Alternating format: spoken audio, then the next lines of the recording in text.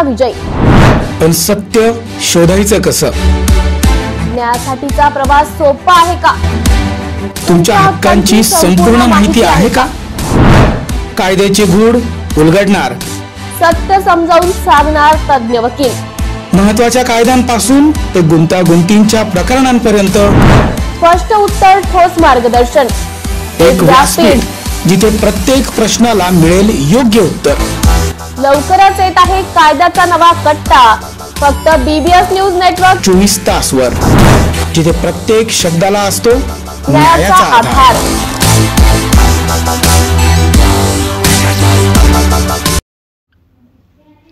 जालन्यात भाजप शहर जिल्हाध्यक्षपदी भास्कर दानवे यांची निवड करण्यात आली आहे, तर जिल्हा ग्रामीण जिल्हाध्यक्षपदावर नारायण कुचे यांची वर्णी लागली आहे। आज महाराष्ट्रभरातील भाजपच्या जिल्हाध्यक्षपदांची निवड जाहीर झाली। यात जालन्यात जिल्हाध्यक्षपदाच्या शर्यतीत भाजप आमदार बबनराव लोणीकर, नारायण कुचे यांची नाव चर्चिले जात होते। मात्र यात नारायण कुचे यांची जिल्हा ग्रामीण जिल्हाध्यक्षपदी निवड झाली, तर शहर जिल्हाध्यक्षपदी भास्कर दानवे यांची निवड करण्यात आली। त्यामुळे कार्यकर्त्यांनी आनंदोत्सव साजरा केला आहे। राज्याची भारतीय जनता पार्टीची जिल्ह्याच्या अध्यक्षाची निवड झालेली आहे आणि ती यादी दुपारी 4 वाजता घोषित झाली। बरं, खरं तर महानगरपालिकाच्या निवडणुकाच्या तोंडावरती तुमची निवड झाली आहे महानगराध्यक्ष म्हणून। अध्यक्ष सतीशजी जाधव, यापूर्वीचे ग्रामीण जिल्ह्याचे अध्यक्ष बद्रीनाथजी पठाडे, सिद्धिविनायकजी मुळे, धनराजजी कापले आणि भारतीय जनता पार्टीचे सर्व पदाधिकारी आम्ही जालना शहर नाशिक महानगरपालिकेच्या सार्वजनिक आरोग्य विभागाच्या वतीने जाहीर आवाहन। गुइलेन बॅरे सिंड्रोम अर्थात GBS ला घाबरू नका, पण दक्षता घ्या। पाणी उकळून प्या, स्वच्छ आणि ताजे अन्न सेवन करा। शिजलेले व न शिजलेले अन्न एकत्रित ठेवू नका। लक्षात ठेवा, अचानक पायात किंवा हातात कमजोरी किंवा लकवा, चालताना त्रास किंवा अशक्तपणा, बऱ्याच दिवसांपासून डायरिया अशी लक्षणे आढळल्यास त्वरित डॉक्टरांचा सल्ला घ्यावा व तात्काळ उपचार सुरू करावा। सार्वजनिक आरोग्य विभाग, मनपा नाशिक द्वारे जनहितार्थ प्रसारित। आज नांदेड दक्षिणचे आमदार आनंद पाटील बोंढारकर यांनी गोदावरी नदीची पाहणी केली। यात त्यांना अनेक दिवसांपासून गोदावरी नदीत जवळपास 17 ते 18 नाले डायरेक्ट गोदावरी नदीत सोडले जात होते, त्यामुळे गोदावरी नदी प्रदूषित झालेली आहे असे निदर्शनास आले। गोदावरी नदीकडे पाहिल्यानंतर ती नदी न दिसता एखादा ड्रेनेजचा नाला आहे की काय अशी अवस्था गोदावरी मातेची झालेली आहे। त्या अनुषंगाने विधानसभेत हा प्रश्न उपस्थित केला होता, त्यामुळे मनपाने आतापर्यंत किती नाले बंद केले हे पाहण्यासाठी या ठिकाणी आलो असल्याचं त्यांनी म्हटलंय। आतापर्यंत किती नाले बंद केले व किती नाल्यांचे पाणी डायरेक्ट गोदावरी नदीत जात आहे, यात काही नाले बंद झाले आहेत तर काही ठिकाणची नाली बंद करायची राहिलेली आहेत। पुढच्या काळात एकच ध्येय आहे, गोदावरी नदीला काही दिवसात प्रदूषण मुक्त करू असे आमदार आनंद पाटील बोढारकर म्हटले आहेत। आपण नांदेडचे नागरिक म्हणून आपल्याला खरंच अभिमान असला पाहिजे।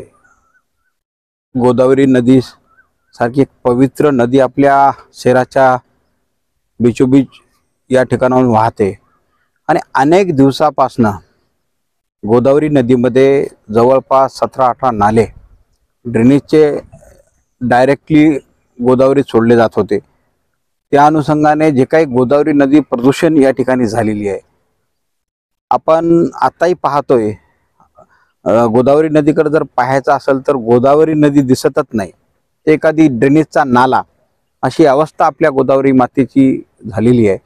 त्या अनुषंगाने मी विधानसभेमध्ये सुद्धा हा प्रश्न त्या ठिकाणी उपस्थित केला होता आणि मी नांदेड दक्षिण विधानसभा मतदारसंघाचा एक सेवक म्हणून मी या विषयाकडे गांभीर्याने हा विषय मी घेतलेला आहे। त्या अनुषंगाने मी महापालिकेची बैठक काही दिवसाखाली घेतलेली आहे आणि आज स्वतः पाहणीसाठी मी या भागात आलोय की आपण किती नाले आतापर्यंत बंद केले आणि किती नाल्यांचं पाणी डायरेक्टली गोदावरी नदीमध्ये जातंय हे प्रत्यक्षात आज पाहणी करतोय। तर काही ठिकाणचे नाले बंद झालेले आहेत, काही ठिकाणचे नाले आता उर्वरित राहिलेले आहेत। तर पुढच्या काळामध्ये आमचं एकच ध्येय या ठिकाणी आहे की शहरातला कुठलाही ड्रेनेजचा नाला डायरेक्टली गोदावरी नदीमध्ये न सोडता त्याला मलनी शुद्धीकरणामध्ये नेऊन त्याचं शुद्धीकरण करून ते पाणी सोडलं जाईल अशा पद्धतीचं जे काही प्रक्रिया आहे त्या प्रक्रिया आपल्याला पुढच्या काळामध्ये करायच्या आहेत। परंतु एक उद्देश पक्का आहे की जे काही ड्रेनेजची नाले गोदावरी नदीमध्ये या ठिकाणी सोडले जात होते ते 100% हे बंद झाले पाहिजे, हे आमचा संकल्पना आहे आणि ते आम्ही पुढच्या काळामध्ये निश्चित करून दाखवू आणि गोदावरी नदीला प्रदूषण मुक्त करू असा आम्ही संकल्प केलेला आहे। यासाठी आम्ही पुढच्या काळामध्ये निश्चितपणे आम्ही काम केल्याशिवाय राहणार नाही। आता आपण शहरामध्ये बघितलं असेल की काही दिवसावरती आता पावसाळा येऊन ठेपलेला आहे। आता ड्रेनेजचे काम चालू आहेत, नाले सफाईचे काम चालू आहेत, त्याही संदर्भात आज मी पाहणी केलेली आहे, जेणेकरून बरसातीमध्ये जे काही पाऊस पडतो ते पाऊस शहरामध्ये साचता कामा नाही। ज्या ज्या ठिकाणी पाणी साचते ते पाणी डायरेक्टली निघून गेलं पाहिजे अशा पद्धतीची बैठक मी काही दिवसापूर्वी महापालिकेची घेतली आणि त्या अनुषंगाने आज मी पाहणीला सुद्धा इकडे आलेलो आहे आणि चांगलं काम या मतदारसंघामध्ये आपल्याला करायचं आहे असा संकल्प आम्ही या ठिकाणी घेतलेला आहे। निश्चित जनतेसाठी काम चांगलं झालं पाहिजे हे उद्देश आमचा या ठिकाणी आहे। या कामासाठी काही अडथळे निर्माण होत आहेत, त्या अडथळे निर्माण करणाऱ्यांना आपण काय सांगू इच्छिता? या कामासाठी कोणीही अडथळा निर्माण केला तरी हे काम थांबणार नाही हाच त्यांना माझा सवाल आहे। कारण तर गोदावरी नदी हे आपला मूळ उद्देश आहे की गोदावरी नदी शुद्धीकरण झालं पाहिजे, यासाठी आम्ही काम करतो। यामध्ये कोणीही अडथळा आणला तरी त्याच्यावर मात करून आम्ही ते काम करू एवढाच शब्द मी या ठिकाणी देतो। नाशिक महानगरपालिका सार्वजनिक आरोग्य विभागाच्या वतीने जाहीर निवेदन। शहरात वाढत्या तापमानामुळे उष्माघात अर्थात हीट स्ट्रोक होण्याची शक्यता नाकारता येत नाही। अशा वेळी उपचार न केल्यास डिहायड्रेशनमुळे मृत्यू ओढवू शकतो। म्हणूनच वाढत्या तापमानात फार वेळ कष्टाची कामे करणे टाळावे। उष्णता शोषून घेणारे काळ्या किंवा भडक रंगाचे कपडे वापरू नये। पाणी भरपूर प्यावे। बाहेर जाताना गॉगल्स, टोपी, छत्री इत्यादींचा वापर करावा। मळमळ, उलटी, थकवा येणे, ताप येणे अशी उष्माघाताची लक्षणे आढळल्यास त्वरित डॉक्टरांचा सल्ला घ्या। नाशिक महानगरपालिका नाशिकच्या वतीने जनहितार्थ प्रसारित। भारतीय दलित पॅंथरच्या वतीने जिल्हाधिकारी कार्यालयासमोर निदर्शने करण्यात आली। महाराष्ट्रात अनेक वर्षांपासून शासकीय गायरान जमिनीवर भूमिहीन अतिक्रमण करून त्या जमिनी कसत आहेत। अशा जमिनी असणाऱ्या भूमिहीन यांच्या नावे करण्यात यावे। त्याचप्रमाणे महाराष्ट्र शासनाने वन विभाग हस्तांतरित केलेल्या जमिनीवर सुद्धा भूमिहीनांनी अतिक्रमण केले आहे। अशा जमिनी सुद्धा भूमिहीन यांच्या नावे करण्यात याव्या। भूमिहीनांना पंतप्रधान इंदिरा निवास, वाल्मिक निवास, माता रमाई निवास इत्यादी योजनेचे त्वरित लाभ द्यावा। दलित, बहुजन व इतर मागासवर्गीय विद्यार्थ्यांच्या शिष्यवृत्तीमध्ये वाढ करण्यात यावी। दलित, बहुजन व इतर मागासवर्गीय यांच्या राखीव जागा त्वरित भरण्यात याव्यात व इतर मागण्यांसाठी जिल्हाधिकारी कार्यालयासमोर निदर्शने करण्यात आली।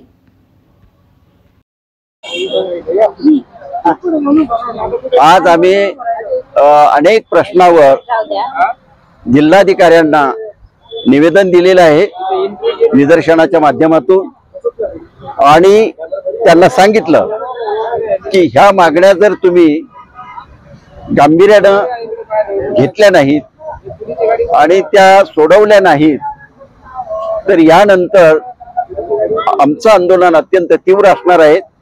ह्यासाठी आम्ही हे निवेदन दिलेलं आहे।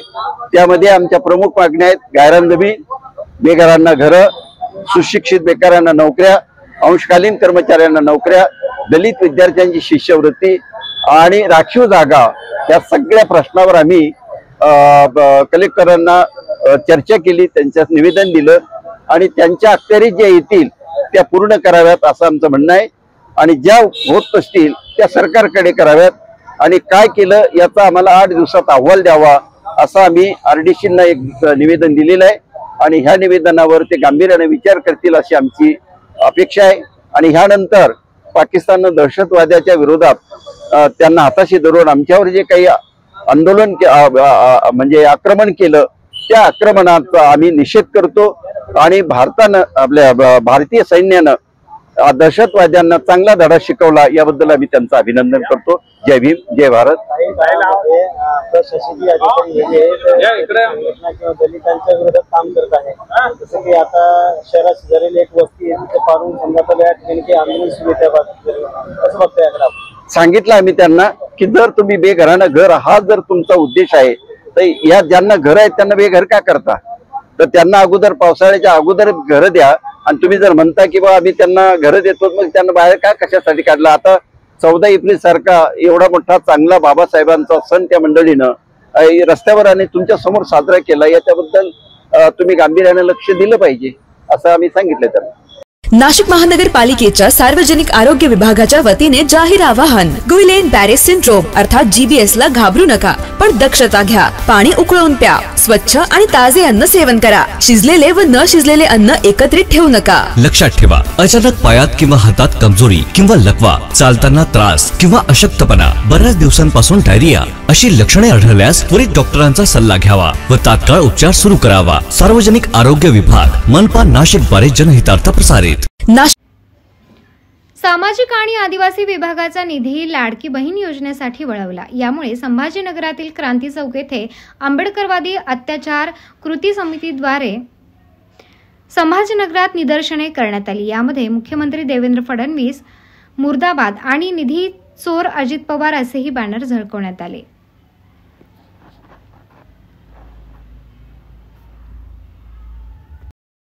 अजित पवारांना काय सल्ला आहे? आमचं असं म्हणणं आहे की मागे देशाचे पंतप्रधान यांनी सांगितलं होते की 70,000 कोटीचा घोटाळा झालेला आहे त्या खात्यामध्ये. तर अजित पवारांमध्ये जर हिंमत असेल तर ते जे खातं आहे जिथे 70,000 कोटीचा घोटाळा झाला होता त्याच्याकरता बी काही निधी वळवला पाहिजे होता लाडक्या बहिणीसाठी. आणि दोघांसाठी एकच म्हणणं आहे की हे दलितांच्या रक्तावर पोचलेले भांडगुळ आहेत, यांना दलित मेले काय राहिले का यांना याच्याशी काही देणं घेणं नाही, पण यांचा उल्लू सीधा झाला पाहिजे एवढंच फक्त यांचं काम आहे. परंतु आता दलित जनता चूप असणार नाही, कारण हे खूप झालेलं आहे. आणि आता आम्ही कायदेशीररित्या लढणार आहोत, रोडवरही लढणार आहोत आणि जो निकाल लागायचा तो आम्ही बघून घेणार आहोत. माझं नाव मुकुंद सोनावणे. नाशिक महानगरपालिका सार्वजनिक आरोग्य विभागाच्या वतीने जाहीर निवेदन. शहरात वाढत्या तापमानामुळे उष्माघात अर्थात हीट स्ट्रोक होण्याची शक्यता नाकारता येत नाही. अशा वेळी उपचार न केल्यास डिहायड्रेशनमुळे मृत्यू ओढवू शकतो. म्हणूनच वाढत्या तापमानात फार वेळ कष्टाची कामे करणे टाळावे. उष्णता शोषून घेणारे काळ्या किंवा भडक रंगाचे कपडे वापरू नये. पाणी भरपूर प्यावे. बाहेर जाताना गॉगल्स, टोपी, छत्री इत्यादींचा वापर करावा. मळमळ, उलटी, थकवा येणे, ताप येणे अशी उष्माघाताची लक्षणे आढळल्यास त्वरित डॉक्टरांचा सल्ला घ्या. नाशिक महानगरपालिका नाशिकच्या वतीने जनहितार्थ प्रसारित. नाशिकच्या त्र्यंबकेश्वरमध्ये तुफान पाऊस. अवकाळी पावसाने त्र्यंबकेश्वरमधील रस्ते पाण्याखाली. त्र्यंबकेश्वर येथील मार्केट परिसरात रस्त्यावर साचले पाणी. गेल्या 6 दिवसांपासून नाशिक जिल्ह्यात पडत आहे अवकाळी पाऊस. अवकाळी पावसाने शेतकऱ्यांचे हाल झाले. त्र्यंबकेश्वरमध्ये झालेल्या तुफान पावसाने नागरिकांची उडाली तारांबळ. नाशिक महानगरपालिकेच्या सार्वजनिक आरोग्य विभागाच्या वतीने जाहीर आवाहन. गुइलेन बॅरे सिंड्रोम अर्थात GBS ला घाबरू नका, पण दक्षता घ्या. पाणी उकळून प्या. स्वच्छ आणि ताजे अन्न सेवन करा. शिजलेले व न शिजलेले अन्न एकत्रित ठेवू नका. लक्षात ठेवा, अचानक पायात किंवा हातात कमजोरी किंवा लकवा, चालताना त्रास किंवा अशक्तपणा, बऱ्याच दिवसांपासून डायरिया अशी लक्षणे आढळल्यास त्वरित डॉक्टरांचा सल्ला घ्यावा व तात्काळ उपचार सुरू करावा. सार्वजनिक आरोग्य विभाग मनपा नाशिक द्वारे जनहितार्थ प्रसारित. जळगाव जिल्ह्यातील भडगाव तालुक्यातील पिचर्डे येथील जवान संजय महाजन यांच्यावर शोकाकुल वातावरणात अंत्यसंस्कार करण्यात आला. भडगाव तालुक्यातील पिचर्डे येथील CRPF जवान शहीद संजय भगवान महाजन यांना सेवेत कार्यरत असताना वीरगती प्राप्त झाली होती. शहीद जवान संजय महाजन यांचे पार्थिव गावात आल्यावर गावात अंत्ययात्रा काढण्यात आली. त्यांच्या मुलाने अग्निडाग दिला. यावेळी सर्वांच्या डोळ्यात अश्रू दाटून आले. यावेळी पोलीस दलाकडून व भारतीय सैन्य दलाकडून सलामी देण्यात आली. यावेळी CRPFचे इन्स्पेक्टर संतोष कुमार, पोलीस उपनिरीक्षक गणेश मस्के, सुशील सोनवणे, नायब तहसीलदार सुधीर सोनवणे, जिल्हा सैनिक बोर्डचे अधिकारी रतिलाल महाजन, सैनिक आघाडीचे समाधान पाटील तसेच सैनिक आघाडीचे सर्व पदाधिकारी, पोलीस पाटील चेतना पाटील, ग्रामपंचायतचे सर्व पदाधिकारी तसेच राजकीय क्षेत्रातील आमदार किशोर पाटील यांचे सुपुत्र सुमित पाटील, शेतकरी संघाचे अध्यक्ष भैयासाहेब पाटील, संचालक योजनाताई पाटील, राकेश संजय पाटील यांच्यासह तालुक्यातील सर्व राजकीय सामाजिक क्षेत्रातील मान्यवर उपस्थित होते.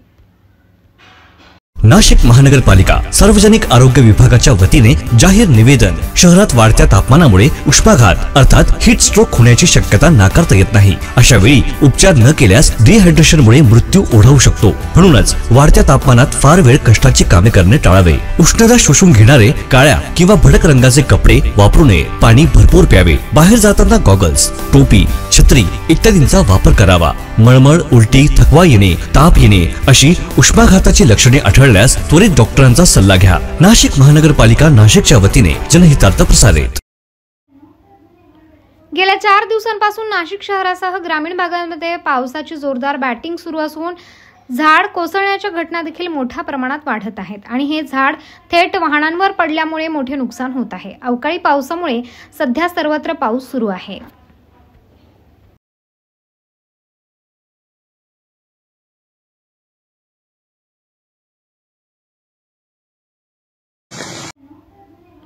गेल्या 4 दिवसांपासून नाशिक शहरासह ग्रामीण भागांमध्ये पावसाची जोरदार बॅटिंग सुरू असून झाड कोसळण्याच्या घटना देखील मोठ्या प्रमाणात वाढत आहेत आणि हे झाड थेट वाहनांवर पडल्यामुळे मोठे नुकसान होत आहे. अवकाळी पावसामुळे सध्या सर्वत्र पाऊस सुरू आहे.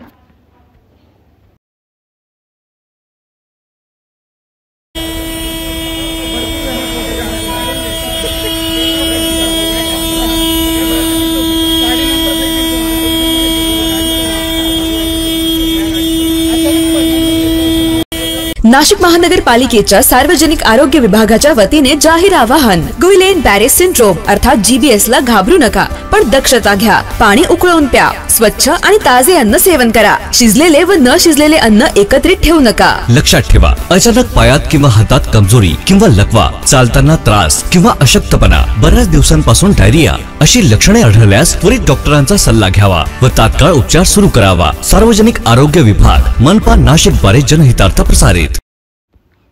पंतप्रधान नरेंद्र मोदीजींची देशभक्ती आता संपली आहे.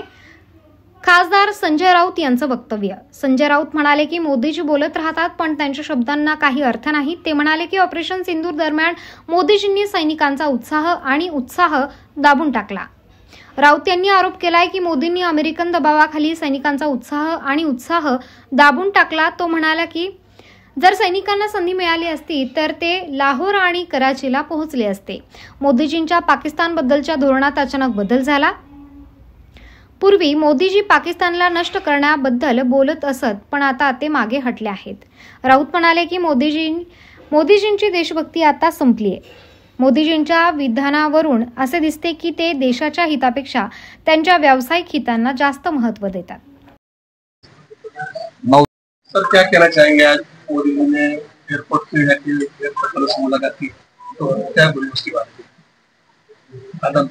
हम क्या बोलेंगे? मोदी जी ने ऑलरेडी बोल दिया है ना. मोदी जी ने बोल दिया है और मोदी जी तो बोलते ही रहते हैं. बात ऐसी है, अब मोदी जी जो बोल रहे हैं वो मोदी नहीं बोल रहे, वो प्रेसिडेंट ट्रम्प बोल रहे हैं उनके मुंह से. हमारे जवान जोश में थे. अगर उनको मौका मिलता और 4 दिन तो लाहौर कराची तक पहुंच जाते. हमारा नौदल हो, हवाई दल हो, लेकिन प्रेसिडेंट ट्रम्प के दबाव के नीचे आ गए. हमने हमारे जवानों का जोश, उत्साह, जनता का उत्साह सब कुछ खो दिया. और अब आज जयशंकर बात कर रहे हैं, पाकिस्तान को बोल रहे हैं कि हमको पियो के दे दो. इस विश्व में अगर कोई चीज हमको चाहिए तो लड़ना जरूरी है. आप लड़ाई से बाहर निकले, अचानक क्यों निकले किसी को पता नहीं. लड़ाई से पहले आपकी भाषा थी घुसकर मारने की. लड़ाई से पहले आपकी भाषा थी पाकिस्तान को खत्म करने, और लड़ाई के पहले अपनी भाषा थी अखंड हिंदुस्तान की, अखंड भारत. अब क्या हो गया? आप अचानक एक सार्वभौम राष्ट्र 140 करोड़ जनता यहाँ रहती है, बड़ा राष्ट्र है,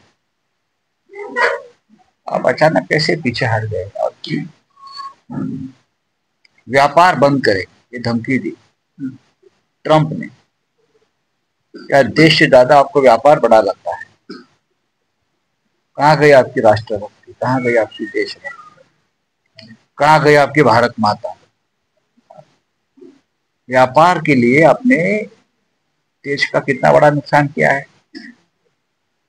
आज ट्रंप भारत और पाकिस्तान को बराबरी पे मानता है। क्या बोलता है ट्रंप? पाकिस्तान और भारत को मैं बराबरी में मानता है। जो भारत कभी इस विश्व की एक महाशक्ति बनने का ख्वाब देख रहा था, वो पाकिस्तान के बराबर हो गया कल के युद्ध के बाद, सीजफायर के बाद। आपको पता है, कभी हम चीन के साथ उड़ान भरने की कोशिश कर रहे थे कि चीन और हम बराबरी में है, एशिया में। अब हमारी तुलना पाकिस्तान से होती है। ये मोदी के करतूत है। ये लोगों ने देश को खत्म कर दिया। नाशिक महानगरपालिका सार्वजनिक आरोग्य विभागाच्या वतीने जाहीर निवेदन. शहरात वाढत्या तापमानामुळे उष्माघात अर्थात हीट स्ट्रोक होण्याची शक्यता नाकारता येत नाही. अशा वेळी उपचार न केल्यास डिहायड्रेशनमुळे मृत्यू ओढवू शकतो. म्हणूनच वाढत्या तापमानात फार वेळ कष्टाची कामे करणे टाळावे. उष्णता शोषून घेणारे काळ्या किंवा भडक रंगाचे कपडे वापरू नये. पाणी भरपूर प्यावे. बाहेर जाताना गॉगल्स, टोपी, छत्री इत्यादींचा वापर करावा. मळमळ, उलटी, थकवा येणे, ताप येणे अशी उष्माघाताची लक्षणे आढळल्यास त्वरित डॉक्टरांचा सल्ला घ्या. नाशिक महानगरपालिका नाशिकच्या वतीने जनहितार्थ प्रसारित. धुळे शहरातील 100 फुटी रोड परिसरात आज सायंकाळच्या सुमारास गोळीबाराची खळबळजनक घटना घडली. जुन्या वादातून मोगलाई परिसरातील शाहरुख शहा, बाबा शहा या तरुणावर गोळीबार करण्यात आल्याची घटना घडली आहे. या हल्ल्यात शाहरुखच्या पायाला गोळी लागून तो गंभीर जखमी झाला असून त्याच्यावर खासगी रुग्णालयात उपचार सुरू आहेत. शहरातील 2 गटांमध्ये पूर्वीपासून सुरू असलेल्या वादातून ही घटना घडल्याचे समोर आले. वाद मिटवण्यासाठी दोन्ही बाजूंची चर्चा सुरू असताना अचानक बाचाबाची झाली. याच क्षणी एकाने गोळीबार केला. या गोळीबारात शाहरुख शहा, बाबा शहा या तरुणाच्या पायाला गोळी लागली. गोळीबार होताच परिसरात एकच गोंधळ उडाला. घटनेची माहिती मिळताच पोलीस अधीक्षक श्रीकांत धिवरे, अपर पोलीस अधीक्षक किशोर काळे आणि उपविभागीय पोलीस अधिकारी राजकुमार उपासे यांनी तात्काळ घटनास्थळी भेट दिली. चाळीसगाव रोड पोलीस ठाण्याचे पोलीस निरीक्षक सुरेश कुमार घुसर यांच्या मार्गदर्शनाखाली तपास सुरू करण्यात आला आहे. फॉरेन्सिक पथकाला देखील घटनास्थळी पाचारण करण्यात आले असून गोळीबारासाठी वापरलेले शस्त्र आणि आरोपीचा माग काढण्याचे प्रयत्न सुरू आहेत. पोलिसांनी घटनास्थळाचा पंचनामा केला असून परिसरातील नागरिकांकडून माहिती गोळा केली जात आहे. आरोपीचा शोध घेण्यासाठी विशेष पथके रवाना करण्यात आली आहेत. नाशिक महानगरपालिका सार्वजनिक आरोग्य विभागाच्या वतीने जाहीर निवेदन. शहरात वाढत्या तापमानामुळे उष्माघात अर्थात हीट स्ट्रोक होण्याची शक्यता नाकारता येत नाही. अशा वेळी उपचार न केल्यास डिहायड्रेशनमुळे मृत्यू ओढवू शकतो. म्हणूनच वाढत्या तापमानात फार वेळ कष्टाची कामे करणे टाळावे. उष्णता शोषून घेणारे काळ्या किंवा भडक रंगाचे कपडे वापरू नये. पाणी भरपूर प्यावे. बाहेर जाताना गॉगल्स, टोपी, छत्री इत्यादींचा वापर करावा. मळमळ, उलटी, थकवा येणे, ताप येणे अशी उष्माघाताची लक्षणे आढळल्यास त्वरित डॉक्टरांचा सल्ला घ्या. नाशिक महानगरपालिका नाशिकच्या वतीने जनहितार्थ प्रसारित. कोल्हापुरातील अंबाबाई मंदिर आणि ज्योतिबा मंदिरामध्ये ड्रेस कोडचं आवाहन करण्यात आलं आहे. धार्मिक विधीच्या अनुषंगाने तोकडे कपडे परिधान करणं टाळावं असं आवाहन पश्चिम महाराष्ट्र देवस्थान समितीकडून एका परिपत्रकातून करण्यात आलं आहे. गेल्या काही वर्षांपासून याबाबत चर्चा होती. आता देवस्थान समितीने याबाबतचे परिपत्रक काढून ड्रेस कोडचा नियम पाळावा अशी विनंती भाविकांना करण्यात आली आहे. तर आपली संस्कृती टिकावी यासाठी असे नियम होणे गरजेचे असल्याच्या प्रतिक्रिया भाविकांमधून आहेत. पश्चिम महाराष्ट्र देवस्थान समिती अंतर्गत येणाऱ्या मंदिरांसाठी आपण वस्त्रसंहितेचं आवाहन केलेलं आहे. यामध्ये आपण फार बंधनं न घालता पूर्ण कपडे असावेत आणि शक्यतो हा पारंपरिक वेशभूषेत आपण असावा असं आवाहन केलेलं आहे. परंतु अपेक्षा अशी आहे की स्कर्ट, 3/4, बरमुडा या प्रकारचे अंग प्रदर्शन करणारे कपडे मंदिराच्या पावित्र्याच्या दृष्टीने आपण आवारात घालून येऊ नये ही अपेक्षा आहे. भाविकांनी आपण मंदिरात दर्शनासाठी येतोय, धार्मिकतेच्या दृष्टीनं आपण मंदिराचं महत्त्व जाणून आपण दर्शनासाठी ज्या पद्धतीनं आपल्या घरात हे करतो त्याच पद्धतीनं मंदिरात पण आपण दर्शनासाठी यावं अशी अपेक्षा आहे. आपण इतर ठिकाणी फिरायला जाताना ज्या पद्धतीनं पोशाख करतो तो मंदिरात असू नये यासाठी हे आपण आवाहन केलेलं आहे. नाही, आपण पहिलाच हे केलेलं आहे की हे आव्हान आहे आणि आपले भाविक ह्या आव्हानाला प्रतिसाद देतील अशी आपल्याला चांगली अपेक्षा आहे. आणि धार्मिकतेच्या दृष्टीनं आणि मंदिराच्या पावित्र्याच्या दृष्टीनं ते आवश्यक आहे म्हणून आपण ते आवाहन केले. त्यामध्ये भाविकांना तिथं गेटवर त्यांना सूचना दिल्यावर तिथं बाजूच्या दुकानांमध्ये त्यांनी सोहळ्याची व्यवस्था ठेवलेली आहे. भाविक तिथून सोहळे घेऊ शकतील किंवा आवश्यकता वाटली तर आपण ही व्यवस्था त्यांना सोहळे उपलब्ध करून देण्याची आपण ही व्यवस्था करू शकतो. नाही, अशी काही तरतूद आपल्याला. माझं नाव समृद्धी सुनील खानविलकर. आपण आपले आजकाल सण जे आहेत सगळे ते आपण आपले पारंपरिक कपडे घालूनच साजरे करतो. जसं की गुढीपाडवा, दसरा यावेळी आपण आपल्या पारंपरिक कपड्यांमध्ये आपल्या ज्या रॅली वगैरे आहेत त्या काढतो. तसंच आपल्या मंदिरामध्ये येताना सुद्धा आपण आपले पारंपरिक कपडे घालूनच येणं गरजेचं आहे. त्याने आपली परंपरा जपली जाईल, आपल्या मुलांना त्याची शिकवण मिळेल. बस. माझं नाव निखिल भोसले. आम्ही पुण्यावरून आलो आहोत आणि आज खरवणी महालक्ष्मीचं दर्शन घेण्यासाठी आम्ही पत्नीसोबत आम्ही आलेलो आहोत. आणि आता महाराष्ट्रामध्ये आपण बघतच आहोत की सर्व देवस्थानांनी पारंपरिक कपड्यामध्ये मंदिराच्या आवारामध्ये येण्यास आवाहन केलं होतं. तसंच ह्या महालक्ष्मी मातेच्या मंदिरात आणि ज्योतिबाच्या मंदिरात त्यांनी सुद्धा पारंपरिक कपडे घालून मंदिराचं पावित्र्य जपण्यासाठी आवाहन केलं होतं. आताच्या तरुण पिढीला एवढं सांगू इच्छितो की आपली भावी पिढी पाश्चिमात्य कपड्यांना आपण घालून मंदिराचं पावित्र्य आपण खराब करण्यापेक्षा आपण आपली स्वतःची महाराष्ट्राची संस्कृती आणि पारंपरिक कपडे घालून आपण मंदिरामध्ये येऊन मंदिराचं पावित्र्य राखून दर्शन घ्यावे असेच आवाहन करतो. नाशिक महानगरपालिका सार्वजनिक आरोग्य विभागाच्या वतीने जाहीर निवेदन. शहरात वाढत्या तापमानामुळे उष्माघात अर्थात हीट स्ट्रोक होण्याची शक्यता नाकारता येत नाही. अशा वेळी उपचार न केल्यास डिहायड्रेशनमुळे मृत्यू ओढवू शकतो. म्हणूनच वाढत्या तापमानात फार वेळ कष्टाची कामे करणे टाळावे. उष्णता शोषून घेणारे काळ्या किंवा भडक रंगाचे कपडे वापरू नये. पाणी भरपूर प्यावे. बाहेर जाताना गॉगल्स, टोपी, छत्री इत्यादींचा वापर करावा. मळमळ, उलटी, थकवा येणे, ताप येणे अशी उष्माघाताची लक्षणे आढळल्यास त्वरित डॉक्टरांचा सल्ला घ्या. नाशिक महानगरपालिका नाशिकच्या वतीने जनहितार्थ प्रसारित. आज ठाण्यामध्ये उपमुख्यमंत्री एकनाथ शिंदे यांच्या नेतृत्वाखाली तिरंगा रॅलीचे आयोजन करण्यात आले होते. ऑपरेशन सिंदूरच्या यशानंतर भारतीय सैन्याच्या सैनिकांचे मनोबल वाढवण्यासाठी ही तिरंगा रॅली काढण्यात आली होती.